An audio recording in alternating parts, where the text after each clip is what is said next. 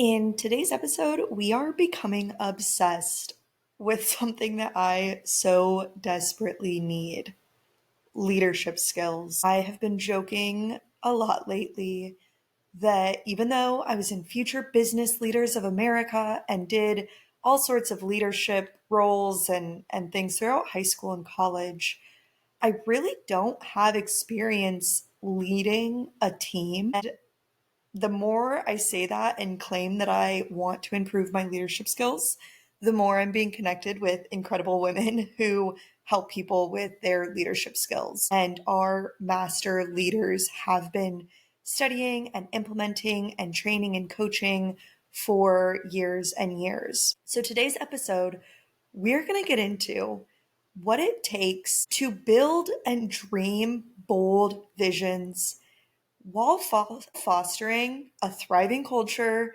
and balancing that work hard with that, I'm not going to say play hard, I'm going to say take care of yourself hard. This is something I feel the tension just even finding out how to lead myself. That's what this whole podcast is about. How do I lead myself? How do I set up and grow in a way that I can chase big dreams and also make sure I'm taking care of myself? And now, how do we set up a business and a culture and a team that fosters that for your team members as well? That fosters this sense of culture and community and teamwork, but we have that grace with each other and we don't build a culture that is work harder, outwork everyone. How do we stay grounded while we chase these big dreams? If you've ever wondered, if you've ever felt that, stick around for this episode because that's what we're talking about. Before we get into it, I just want to say thank you for being here. Thank you for listening and becoming obsessed with us.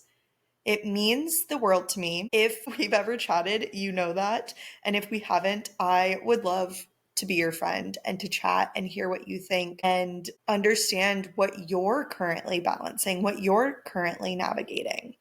I do have a free 15-minute Shed Your Shoulds call linked in every one of the show notes. You can also send me a DM, send me an email. And it really, really helps to get the word out about this show when you send this episode to your community, to your friend. Text it to a friend, post it on your story, and leave a review. I'm doing a big call out heading into 2025 as I look at my vision board and what I want my year to look like. It's more of this. It's more of this podcast. It's more conversations, more amazing guests. This is what I want, and you can help. All right, enough of that. Now, today's guest is somebody who knows a lot about leadership because she leads a leadership wellness program. Jennifer DiMotta is the founder of Uprisors, a leadership wellness program, and she has worked with thousands of emerging leaders, helping them develop their leadership, health, and financial skills. She has a master's degree in leadership. I'm telling you, she knows a thing or two about leadership. She's a certified health coach and is on the board of directors for a public financial service company. She's also received the 2014 Colorado's Most Influential and Most Powerful Woman Award, so I think we should listen up, as well as the 2017 Top 100 Women to Watch. Prior to founding Uprisors, Jennifer served as a digital leader for several large retailers, including MediaMarkt, which is Europe's Best Buy, Office Depot, Sports Authority, Blue Mercury, and Hayneedle. And if you're like, Teresa, okay, what is a digital leader? Trust me, I asked, and I'm going to ask again so you can hear the answer. She's originally from Omaha, Nebraska, so you know we're going to be talking about Omaha, and she just relocated back from Florida. She's a wife and a mom to two beautiful daughters, and she loves to run, read, and work on her ancestry with her dad. So we might need to find out about that too. But Jennifer, welcome. Thank you so much for coming on Becoming Obsessed. Thank you. I'm so excited to be here. I love the title of this podcast. I'm obsessed with it. I think building a life you love, you got to get a little obsessed with yourself and everything you're doing. You really do. And I teased it in the bio, but let's just jump right into when you say you were a digital leader. What is that? Yeah. And maybe I'll just kind of start a little bit back from that. Yeah. So I got a bachelor's degree in criminal justice. I was all about being in the FBI. Oh, I That love this. Okay. was my path. And yeah, scratched that when I jumped into marketing, and I jumped in with 2 feet and just adored it. And I started a little bit with just the traditional marketing, internet and email, and all that wasn't too big. But I started in traditional marketing, and then I got some gigs when email and internet was starting to just happen in the late 90s. And I joined a company here in Omaha, giftcertificates.com, and then eventually jumped into what was Hey Needle at the end. It was not Hey Needle at the beginning when I was there, and that really set me up for having just a passion or obsession, I should say. Digital marketing, e-commerce, all those things that were just flourishing and starting in the late 90s and still flourishing today. So when I say digital leader, it's sort of that shortcut to I led the entire organization to grow the e-commerce business unit for Sports Authority and for Office Depot and for Blue Mercury and other smaller retailers that I enjoyed. And usually, what that entailed was I would come in, there would be a very small resemblance of what looked like an e-commerce business or nothing at all. It might be a blank sheet of paper. But the CEO said, we've got to build the e-commerce division up. We have got to add this to our strategy. And so I came in first. I built the strategy, the P&L, the team, the results, the revenue and the profits that had to come from all of that investment, and got that to a point where it was built. It was running very smoothly. It was growing. And then usually somewhere around 3 years later, I go to the next company, the next CEO that needed the exact same thing. So I did that quite a few times over the course of my career. I'm trying to wrap my head around being in the very beginning of the .com, because now I work with so many service providers and I know what a website should and shouldn't look like. There's so many templates where we can just get started and learn as we go.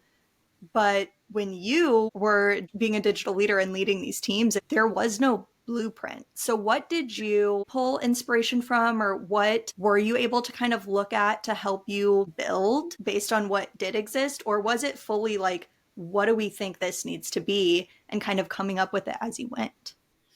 I'd say there's a couple things from my experience. One is I was around some folks who had learned very early on. You know, those folks that really did break the ice, that really were learning off of a blank sheet of paper.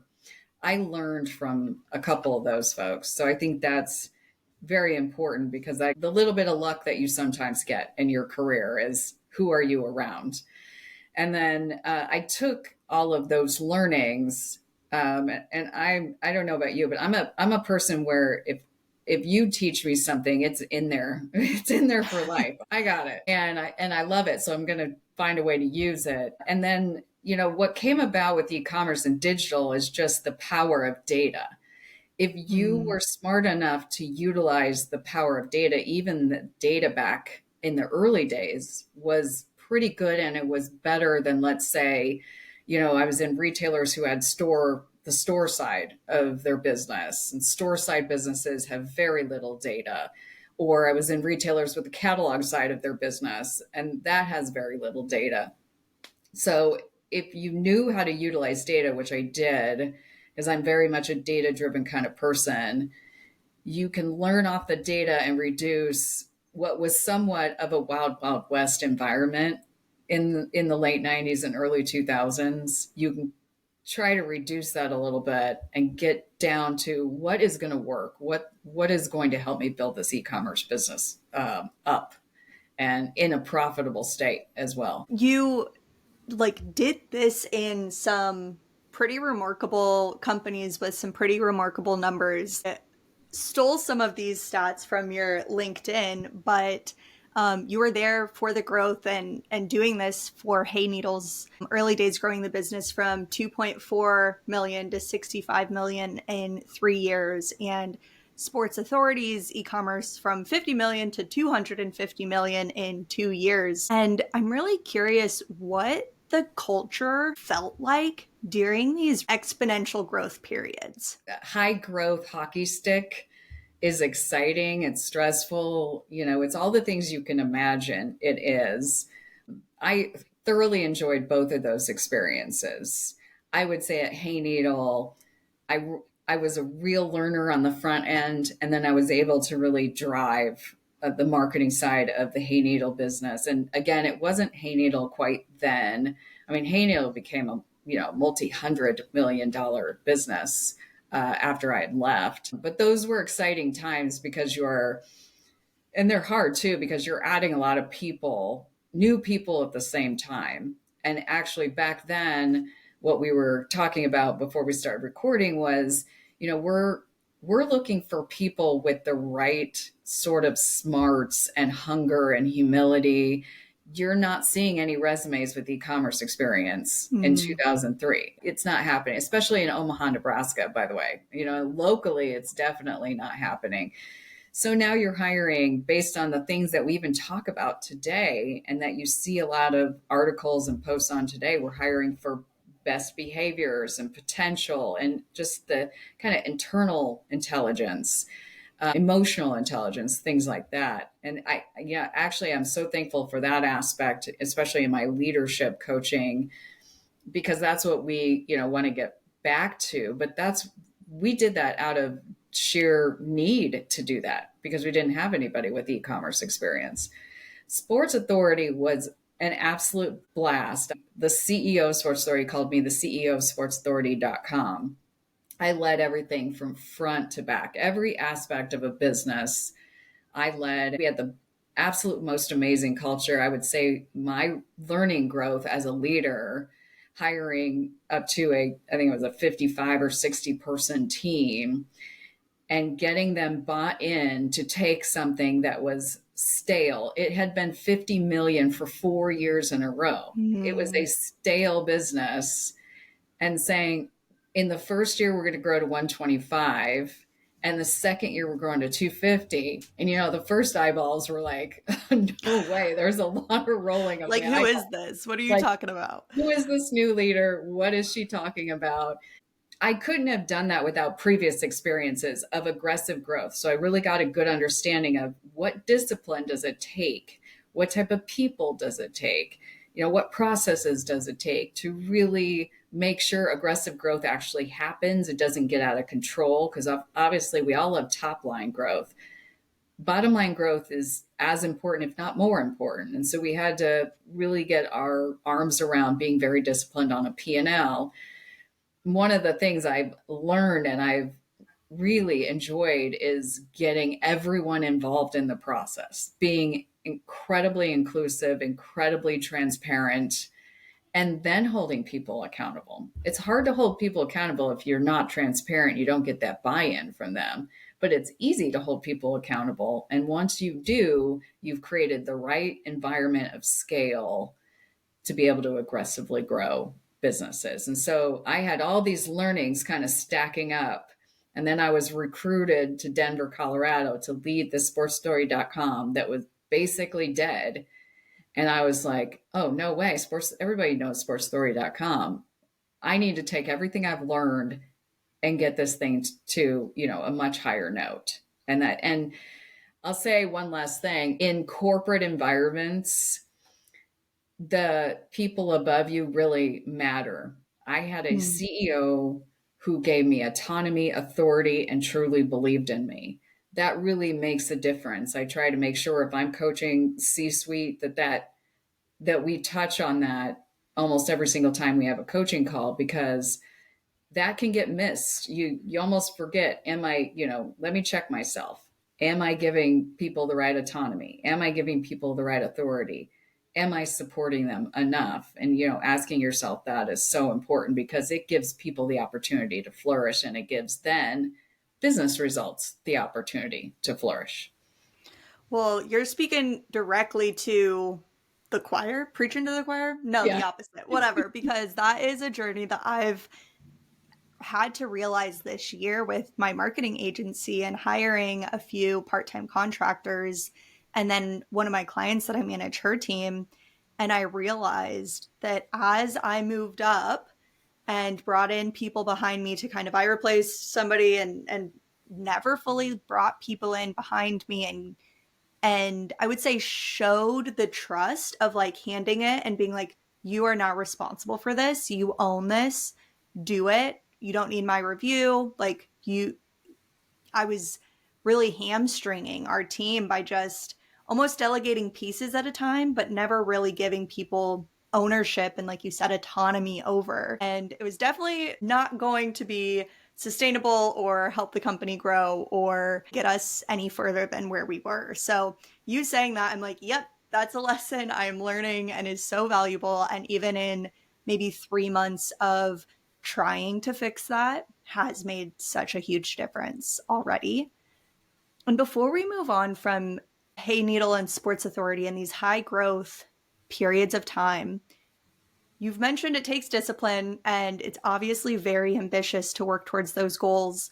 And hiring such a large team, there's a lot of pressure. And I really want to know what the self care side of that looked like for you or within the team. Was that prioritized? Was it recognized? Or were kind of the blinders on?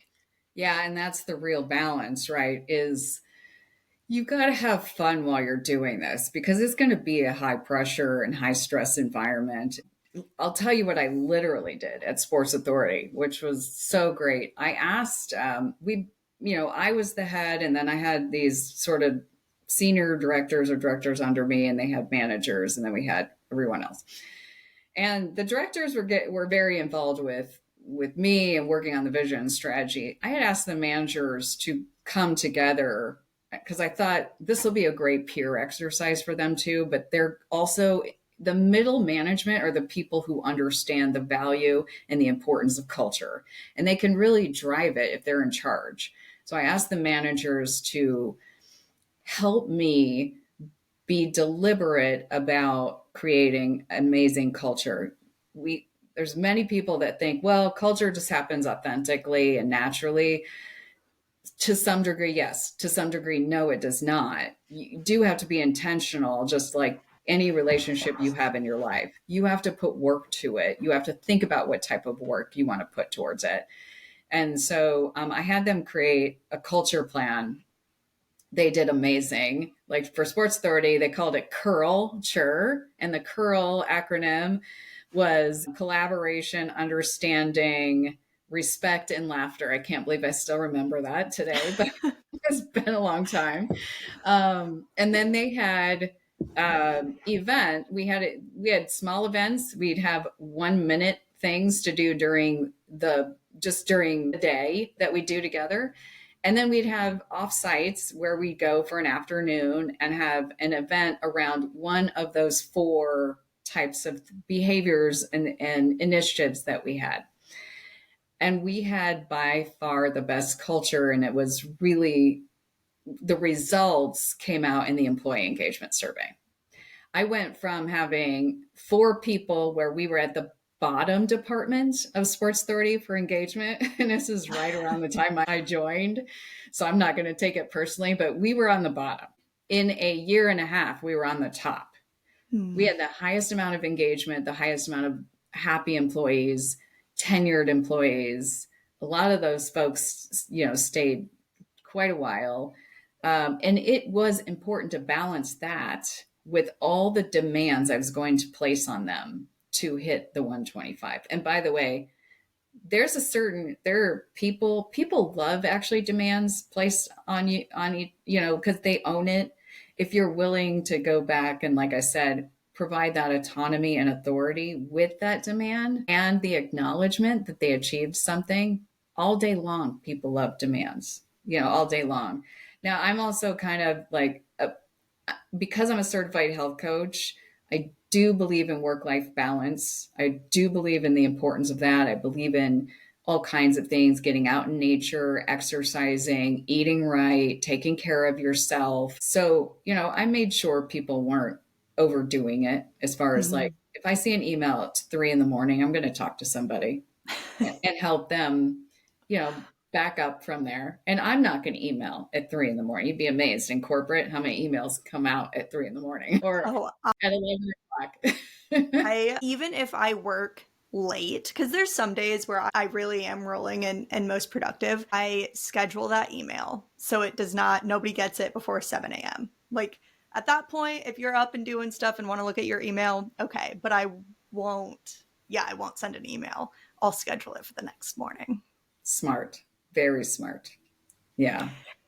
So, from all of that corporate experience and growth, and it sounds almost like it could be addicting, that high growth, high numbers, really dynamic team, to founding and running Uprisors. When did that switch occur, and where did that drive to make that switch come from? Yeah. So I was at Blue Mercury between 2015 and 2017 and did the same thing, was in charge of bluemercury.com. And it is addicting. You're right. It also, corporate itself can be exhausting over the course of time. It's not in the short run, but in the long run, it can get fairly exhausting. I've always wanted to be an entrepreneur on some level. When I was young, when I had a kid, I needed a paycheck. I went down that path for, take care of my family, take care of my child, things like that. My daughter graduated from high school in 2014. Now, a little bit of space of being an empty nester. She's off the payroll on some level. Things happen in your life and you kind of think and you're guided by those changes, or, you hope to be guided by those changes. Do I have some space to do this? And Blue Mercury was an amazing run, and they were actually my first client. I actually didn't start with Uprisors. I started with DiMotta Consulting because it was sort of the safer entrepreneurial route. What I started with was, let me take all my digital and e-commerce experience off on my own in my own consulting capacity, and that was super successful. But to some degree, again, I was sort of exhausted by the topic. I had done Mm. this for so long. I'm a learner and I'm a grower, and I wanted something different. And so I dug deep down and I said, what did I really love about all of this? And what am I super obsessed with? What am I super passionate about? And that master's in leadership in 2016 didn't come about randomly. I was very interested my mother would probably say I was interested in leadership since I was like 4 or 5 years old. I know she'd say that, but I was very interested in the concept and the idea of leadership and what does it do and what impact does it have, feeling that it had a lot of impact, a lot more impact than people give it credit for. And so I went from DiMotta Consulting. I'm like, I'm ready to now take an even bigger chance and go into something that I'm not known for whatsoever. I'm known to be a great leader and to develop people on the inside of corporate, but I'm not known on the outside to be a leadership coach. And so, the leap happened unofficially 2018, 2019. During COVID, I put out to the one of those crowdsourcing sort of sites. And I said, this is what I'm trying to do. Give me a great name. Help me find a great name. And after thousands of reviews, this one came up and it was a literal no brainer for me. I was like, Uprisers is exactly how I feel. I'm trying to uprise leadership, in general. And so that came about probably around, I'd say officially 2020. Let's say that. I didn't even think to ask this until now, but with that master's degree in leadership, personally, I don't know that I will ever go to school again. Maybe law school as a retirement plan if I get bored and finally want to read a ton of case law. But outside of that, I learn way more hands-on. It's just more my speed to learn doing and working. And I'm really curious, because you had so much experience going into the master's program. I just want to hear about that experience and kind of 10, 8 years ago doing it maybe is a little different than today, but just your take on the program and what you got out of it, or if you would do it the same again. Well, this might not be the popular opinion, but I tend to think that you're going to get the most out of experience. So I wanted a master's degree because I wanted to move up the career ladder. Mm. My goal was to be a C suite level leader in X years. Felt at the time, I think that recruiters were looking, if you were going to ask for that type of role, they were looking for somebody with a master's degree. And I was so interested in leadership, I chose the topic. Where did I really learn leadership? I learned it in my experiences. I learned it by making mistakes. I learned it by having successes. I just learned it by actually leaping in. I'm a big fan of kind of talking through imposter syndrome. I've had imposter syndrome for 25 years. Like, if you keep jumping to higher level things, it's good. If you have imposter syndrome that long, you're doing something right, especially if you're succeeding in what you do. The imposter syndrome is more of like, check yourself, learn, be humble, be hungry for this opportunity. By no means did I think that I was just already a super fit for the head of e-commerce at Sports Authority on day one. No way. But I got there, and I got there by learning how to be a good leader through others, through observing others, through getting feedback and all that kind of stuff. And I thought, man, I think 90% of what I've learned about leadership has really come from my experience, not really the master's degree. And plus, and I got the master's for a whole different purpose anyway. I feel like that tracks. I have a lot of friends that have gone through master's programs or like MBAs, accounting, and to some extent, I think it's because they love school, right? And they don't want to go enter the workforce in a capacity yet. And to me, if you want to do that, that makes sense. But I just feel like today's day and age, there's so many opportunities to just get that experience where you can get paid to learn instead of pay so much to learn. So it's interesting to just hear, yeah. I like that. Yeah, that's how everything that I've figured out has been somebody paying me to figure it out. And I, in the very beginning, said that I was just really good at Googling, right? Like that was my superpower. I can Google it and I can figure it out. And then I learned I didn't want to be figuring out everything for everyone all the time. And I got a little bit more niche and specific, but it's definitely my favorite way to like learn a skill and learn if you actually like something. Is if you want to be an entrepreneur, you don't know what you want to start, find an entrepreneur who needs a second set of hands and be the second set of hands. Yeah, that's so good. I mean, I'm a big fan of the phrase, like, if you think you can, you can. If you think you can't, you can't. It really does have to start with believing in yourself. There's not very many professions that just require school to be great at that profession. Marketing and leadership and all of that, to be great, you have to believe in yourself, and you have to go into every situation with a desire to learn and capture the learnings that are there. I totally agree. The way that I say it is life is the story you tell yourself. So tell yourself you got this and you can figure it out, and you probably will. And like you said, tell yourself you can't, and you probably won't. I remember you said that on the podcast with Alyssa, and I was like, that's very smart. It's so true.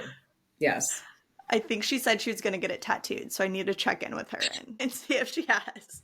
That's awesome. But kind of thinking in that personal side too, I know you've mentioned, 15 years ago you went through this big transition of being really stressed and it affecting your health and your work.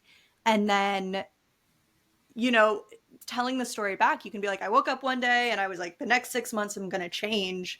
And I know that's not really how things happen in the full story. What was it feeling like in that time where you were thinking that something needed to change? And then what was the switch for you that led you to really make aggressive change? Yeah. Yeah. It was really an inflection point. It was 2009. We were in Florida. We were in Florida for about a year. It was really around this time when I sat down at the dining room table with my daughter and my husband, and I had gotten a clean eating magazine. And in the clean eating magazine were like these clean eating rules. And I had no idea, but I love them. And they're what you can imagine clean eating rules to be, whole foods only, not processed, that kind of stuff, organic in certain situations. Because I was kind of at a point, I think people get to this point, and it's going to be up to you whether you do something with that inflection point or not. But I had been to doctors. I had my side was hurting. I had kidney stones. I had acid reflux. I had this. I had that. And I had been to doctors, and a lot of these scenarios, they can't do anything. They're Mm. they're going to prescribe some stuff, but they can't do anything. And even if they do prescribe pills, I kind of knew enough where I wasn't a big fan of taking the pills too. I didn't want to be that pill user at whatever I was, 36, 37 years old. It's like, no, I can't start now. I needed to find a solution that I could take control over and that I could do. And then when you bring your family in and they're all about it, it just makes it so much easier. Like you've got accountability partners and you've got, everybody's kind of rooting it on, and there's a lot more discipline in the household. So, the minute I said, can we follow these rules? Both my daughter, who's just a super amazing person, and same thing for my husband, we're like, yes, let's do it. And the next day I cleaned house. I basically dumped. I thought, I don't want to think about wasting money if it's going to end up where I'm wasting my life. Mhm. So I'll waste money first. And so I threw basically half of the kitchen out the door into a trash can. And then I went to Whole Foods and got only Whole Foods. And I stuck with that and felt better. Everything resolved. I mean, I couldn't believe it. Like my skin was better and I didn't have the side aches anymore. I didn't have acid reflux anymore. I started getting up at 5 a.m. because I know that people who work out in the morning are 20 times more likely to stick with that over the course of their life. So I got up at 5 in the morning, even though I hate that. I hate that still today, and I still do it today. And so I got that going. And essentially, one of my daughter, the oldest daughter, she is so healthy because she watched. I think one thing with parenting is to not say it, but do it. Mm. Act the way you want your kids to act. Don't just talk about it. And I worked my whole life. Now she wants to be this career amazing woman, which she will be. And she eats healthy, she exercises, she takes care of herself. So whatever you do, plan on your kids mirroring that.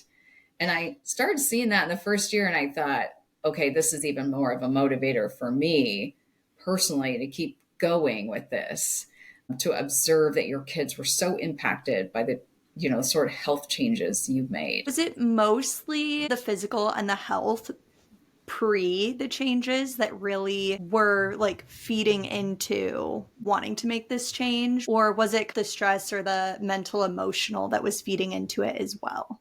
Yeah, that's a great question. I think back then, we weren't talking about mental health very much in 2009. What took me a while to realize was that usually physical ailments are coming from some sort of stress. Hmm. So it probably took me actually through and past uh, Sports Authority and Blue Mercury. So we're talking like 8 years after I had put that clean eating sort of initiative down for the family and myself. It took another 8 years for me to understand that helped for so long. And then I had to own managing my stress levels. Stress is the leading, essentially bad health element for most of us. It causes physical ailments, it causes for us to eat poorly, it causes for us to not exercise, it causes depression, it causes inflammation in your body. It literally is kind of the center. Actually, with a lot of leadership coaches, there are times where I can't start on leadership development until we understand that stress is holding us back and go through how do we relieve ourselves of the stress. I saw it within myself, so now I can teach it No one told me about it back then. I'm glad mental Mm. health is coming up now because there was no discussion on that. It was sort of like, suck it up. You're Yeah. fine. And you can imagine how that trails downward. You tell your people to suck it up, they tell their people to suck it up. And here we are talking about empathy and sympathy. Well, that's exactly the opposite of any type of empathy and sympathy, right? So I'm glad it's being brought up now because stress is such a contributor to our bad health, and people still do not understand that to this day, that it is the starting point. It is the root of what you have to fix in order to be really, truly healthy. That sums up beautifully why I was so interested in starting this podcast and really just continuing to have a conversation around how do I build a life that I love and strive for huge goals and work. I hate to say work hard because my new thing is I'm not here to outwork anyone, but it is, like there's people who wake up every day and they just want to work all the time. And I was at a conference a couple weeks ago and somebody was talking about how they could outwork anyone because that's who they are. That's not who I am. So I realized that's not going to be how I do it. But when you do see people having these conversations about, oh, I can outwork anyone, and especially just women and men being different, I think the ability to work more and different. And I just found out that women are actually supposed to get more sleep than men. The 8-hour recommendation is just based off men, right? And I see Mm-hmm. that in my own life. But it's this whole idea of how do I find and become my definition of success and build the life that I love and have these huge goals and strive for them, but not lose myself, my health, my mental along the way.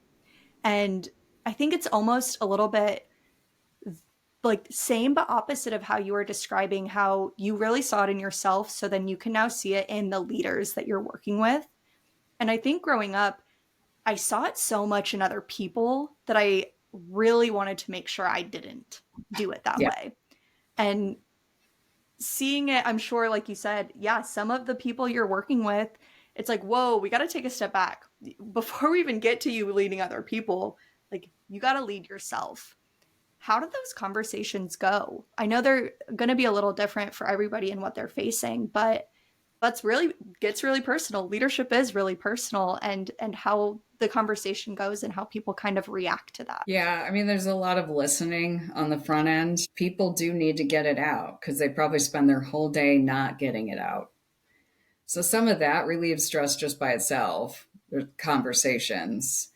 But people know when they like to act like they don't know that they're stressed or pretend that they're not stressed, but they know they're stressed. And we just first we have to get to an awareness, and a good trust between myself and the client that they're willing to own and be accountable to the fact that they are stressed right now. And then let's talk about the impact of stress. I talked to one of my sort of going to relate to stress, interviewed a lot of women that are at the C-suite level, and kind of how does that feel? Because a lot of us have sat at the C-suite and we sit with all men, right? We have to have a conversation almost like a guy, because that's the reality of the environment you're in. And so we really have to be on top of things. I would think even 2-3 times more than a guy's got to be on top of it because they kind of walk in with they're already speaking naturally. We got to speak a different way to some degree. And so I talked to this gal and she said, I didn't sleep well last night, and that caused me to wake up stressed, which actually studies show if you do not sleep well enough, it does create that environment of stress from the very first minute that you wake up, and it doesn't really go away. The one thing that it does go away with is if you exercise in the morning. But if you wake up stressed, you don't really feel like exercising. So now you got to force yourself. Most people don't force themselves. So now you walk into work and it's people know it's obvious. You cannot be a great leader that day. You do not have the leadership capacity that day. And I teach people like that awareness, and we just walk through scenarios so that it's almost like they're observing things themselves on the outside, which allows them to more objectively observe the impact of stress. So, just like anything else, they need to be aware of what's happening first. Once they're aware, then we can start, okay, I want you to do this next to manage your stress. I want you to try this, or it's different for each individual, but the awareness is always the first part of getting people to realize the impact of stress, because no one has ever taught them that there is a real serious impact when you're feeling stress and you can actually control it. Jen, I have to say, I feel so seen right now. I feel like having such amazing guests, and especially when you are a coach, I feel like I get a lot of free coaching out of these episodes. But that is something that hearing you say other people experience it is just so validating for me, because I am a person who remembers my dreams a lot.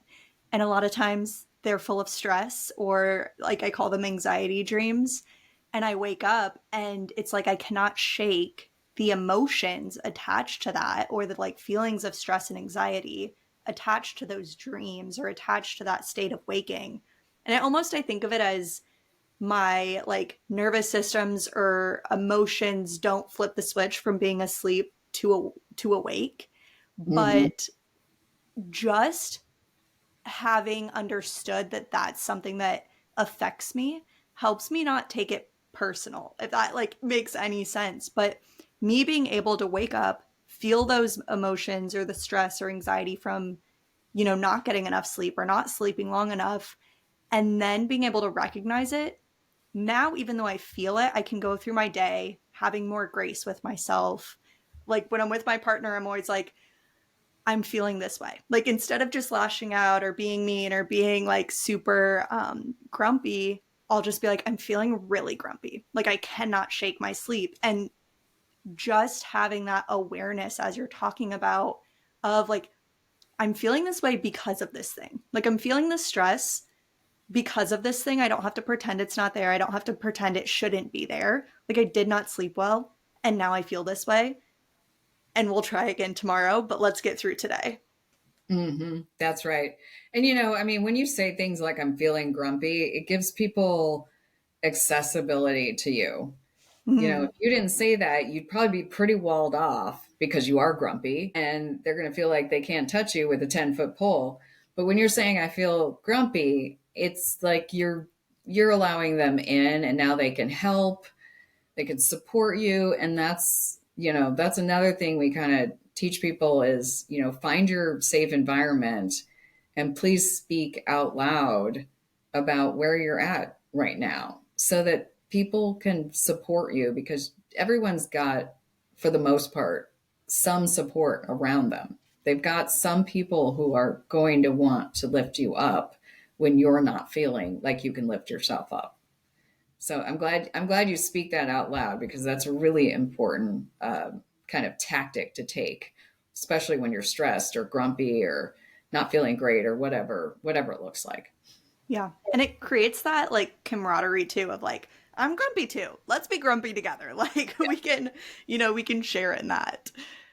That's true. That's very true. I'm really curious to know what maybe recently or just in your, whole career in life, what are some of the biggest like growth periods that you've gone through, especially if there's something recently, but the biggest growth periods that you've gone through and how you balance ambition and self-care? I feel like the growth periods are always what I find the stress comes from. You're doing so much that you're doing for the first time or learning, or it is that pressure of imposter syndrome coming back through. But I really would love to hear your experience with that. Yeah.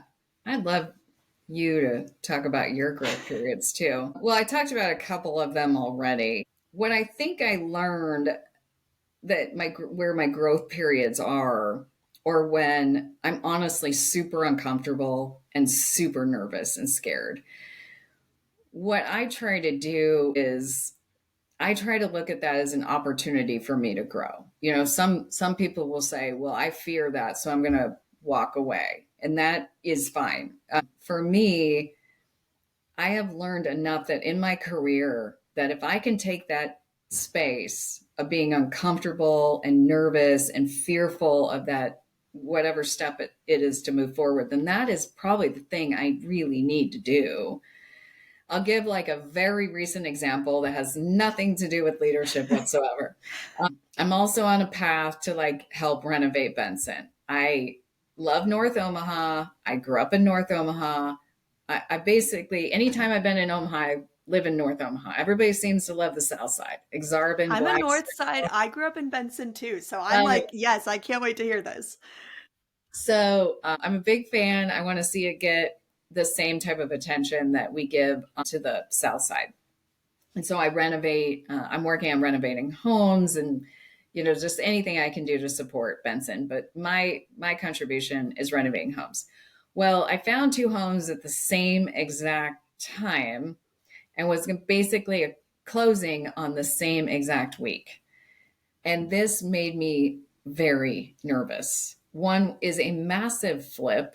I mean, it's a hot mess. It's a really big flip. And the other is a bit of a renovation than a rental. And I thought, no way, I've never done this. And I called my real estate agent right at the end of my contingency time frame, and I'm like, I don't know. I got to cancel one of these contracts. I'm too nervous. She goes, well, how would you feel if somebody else got their hands on that house and was able to do what you could do because you've done it and do it successfully? How would you feel if somebody else now did it? And I was like, oh man, you're right. And I said, you know what? You just reminded me of what I've tried to always live by, the Eleanor Roosevelt quote. I think it's Eleanor Roosevelt. It says, do something that scares you every day. Every day's a little much, but if you do something that scares you every month, I'm a big believer you're taking the course of growing yourself. And so I stuck with the two. I closed the two, and I'm working on the two now, and I'm feeling really good about it. And so those are the growth moments. You do not grow from easy and just none of that other stuff. You grow from the really hard, the really uncomfortable, the thing you fear the most. If you really want the result, that's how you know you need to get through that fear and uncomfort, because you really want the result.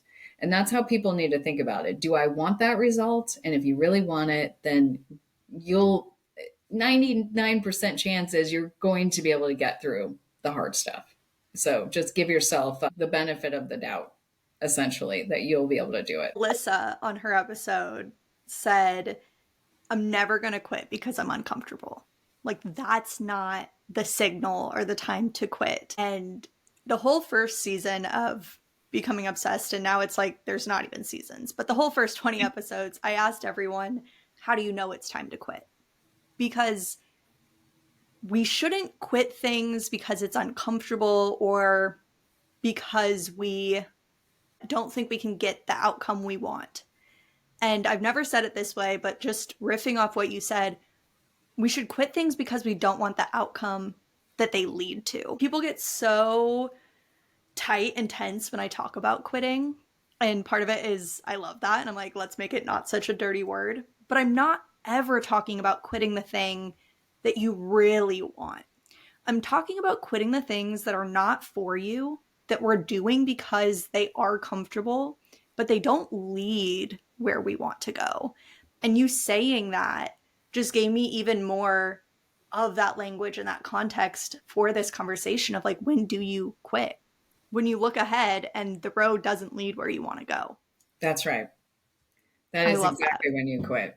Yep. Yep. If it's going to do some damage, because that's usually the time you quit, is it's going to do Mm-hmm. more damage and it will not get you to the result you want to get to. Yeah. Yeah. Yeah. Well, that question stemmed from one of my big seasons of growth, which was a few years ago. I was in a 5.5 year relationship and we needed to quit it a long time, probably before we did. And it was that question of like, how do you know it's time to quit? And how do you know when it's worth hanging on? And when that breakup did finally happen, I told myself, I was like, the next 18 months are going to be extreme growth. I'm going to need to have grace with myself. They're going to be hard. Like, that's the thing about growth is it's going to be a really hard season. And so I was prepared for like 18 months. And I got through it. And then I had probably from last November until like mid January where I was just chilling. I was like, I had my hard season of growth. Everything feels like rainbows and everything feels so much better. Uh, I had some moments where I like really got to take a deep breath and feel my nervous system just being calm. And then the next season of growth hit me, and I was so unprepared, so unaware, like had not in any way like thought about it coming. And I think that it's maybe a little bit of a control thing where when you can just tell yourself like this is going to be hard, then it makes it a little bit easier. You kind of take the pressure off and you're like, "Yep, it's hard. Let's go do it anyway." But this year, 2024, I brought on more clients at the marketing agency. And one of my clients was like, we're going to build an app. And that turned into like a whole nother client that I didn't really realize one was becoming two. And so this year has been just immense growth of first just treading water and knowing that I was at a capacity I could not sustain and did not want to sustain, like my work. I was overworking. And so going through a period of time where it's like, this isn't the life that I want to continue. I don't want it to be in this kind of phase forever, but it's okay to be in this now. And having a podcast that's like becoming obsessed, live a life you love, and then waking up and being like, oh my gosh, this is not what I want. Like I want to Mm-hmm. figure out how to do this better, right? Like how do I still show up when I feel like I'm underwater and just that's what this is about though, sharing those moments too, not sharing the highlight reel. And so it was being really overworked and then being like, I just need to get out from under the workload and be able to make sure I'm delivering everything to clients. And then I brought on two team members, contractors, Mm-hmm. and they really helped. But then it was like, I have zero leadership skills. Like I did FBLA, Future Business Leaders of America in high school and did leadership stuff in college. And now that I'm implementing it, I was like, oh no, I need to relearn and practice and understand how to be a leader all over again. And now I feel like the last 3 months I've been able to like let things calm. The workload hasn't gone down at all. The like leadership, I'm getting better at. But now I'm at a phase where I have such a better handle and awareness of where I am that I'm really able to start dreaming for the next year and the years ahead. So this whole year has been the growth period. Sounds like it, for sure. And just recognizing that is important. Stepping back and going, wow, what did I learn?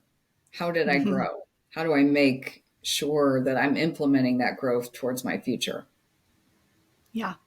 Yeah. Well, I am so grateful for you coming on the podcast today. And we have a few more questions because I really want to know what you're currently obsessed with. So I know that you originally from Omaha, you moved Mm-hmm. away for, I think you said 18 years, lived in Yep. Germany and Colorado and Florida, and now you've been back in Omaha for a year. So I want to know, I know you said Benson and North Omaha. What Yep. else in Yep. Omaha are you obsessed with?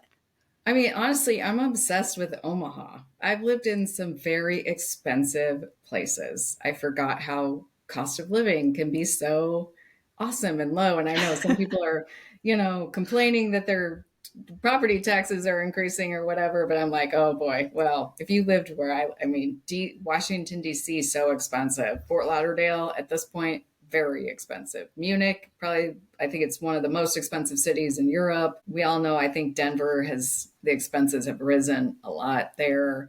So, I mean, I'm obsessed with Omaha. It's a great cost of living. Nebraska nice is a real thing. And I was talking to our friend Alyssa about that since she's from Baltimore. Nebraska nice is a real thing, and I forgot, and it's just awesome. But what I grew up with, we weren't as progressive. We didn't quite have sort of the really cool entertainment scene. And I absolutely adore it now. Around here in Benson, downtown, over in Blackstone. I never thought part of my, I think I was 19 or 18, I was over near Leavenworth, like 30th and Leavenworth. Well, that was not really the best part of town. That's where I lived. And now just awesome bars and the Mill Coffee House, which we go every Sunday morning. My husband and I go to the Mill. Amazing. I just took Alyssa there last week. So I just really am obsessed overall with Omaha. I'm glad it's the number one city to move to. I hope not a lot of people move to it, but I think it is well deserved because it has grown up where it needed to grow up. It is a very well rounded town. I'm obsessed with having family near me. I actually haven't had family Mm, near me since I left Omaha. I have not had family near me. So, you know, what better thing is there to continue to see your parents and, and be able to see how healthy they are even as they get older? It's great. yeah.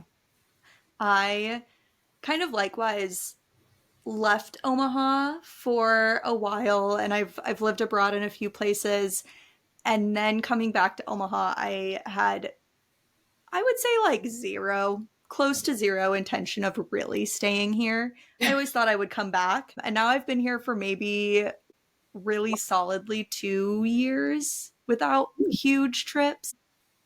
It's gotten really hard to leave to the point where I just go for short trips now. I used to do like 3 to 6 months at a time, and now I haven't. And I'm like not even for 2025. I like that's not even on my radar, which is probably the first time that's happened.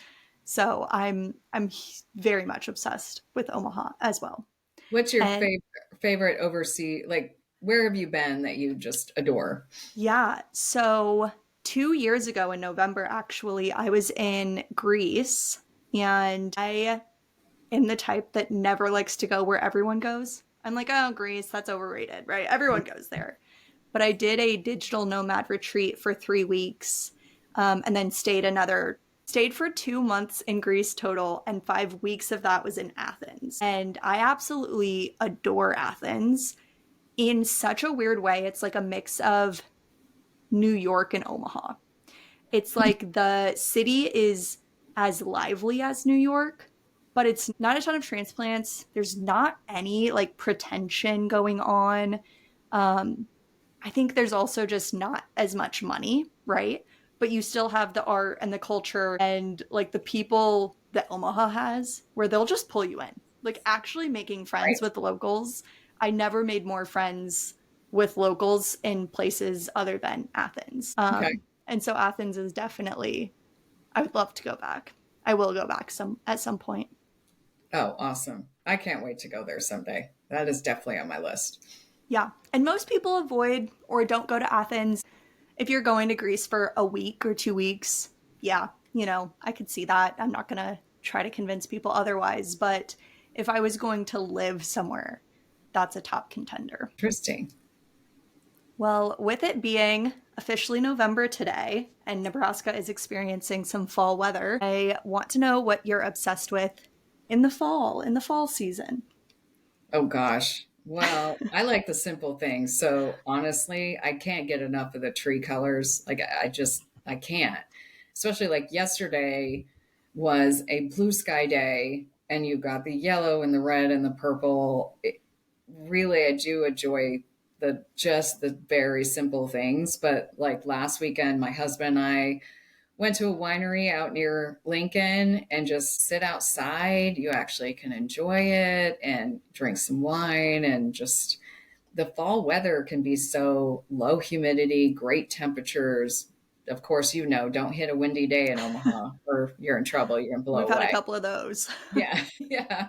But yeah, I mean, fall just, I don't know. I love drinking hot coffee and not feeling like I'm going to get a hot flash right after that because it's 80 degrees outside. Just super simple stuff, soups, just easy living, essentially. All the warm, cozy stuff. The Yeah. last obsession question I have is when it comes to self care or even just treating yourself, what is something you're currently obsessed with? Red light therapy, 100%.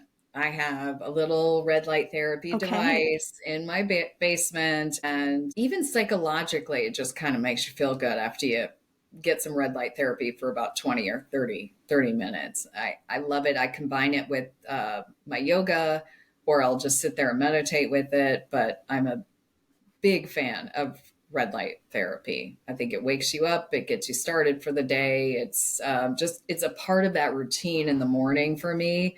That's sort of one of the happier parts of the routine. I love that, especially talking about fall into winter. Any type of light therapy in the winter, I'm in for. Right. Well, if somebody wants to connect with you, Jen, or if they want to work with you and Uprisors, how can they find you and work with you? Yeah, feel free to, probably the easiest is email me, Jennifer at Uprisors, and it's an ORS. So it's UPRISORS.com. You can find me, Jennifer DiMotta on LinkedIn. That I'm on LinkedIn quite a bit. So feel free to connect with me there also. Those are probably the two easiest ways for people to connect with us. Amazing. Yeah. Thank you so much for coming on. And if you are listening and have hung out with us this whole time, thank you for being here. I am truly obsessed with you, and I think you should be obsessed with yourself as well. And if this episode could help somebody in your network, a woman you know, an entrepreneur, invite them into the conversation. Send them a text. It helps us get the word out, and it also helps them. And it's a great way to connect. Now let's go get obsessed.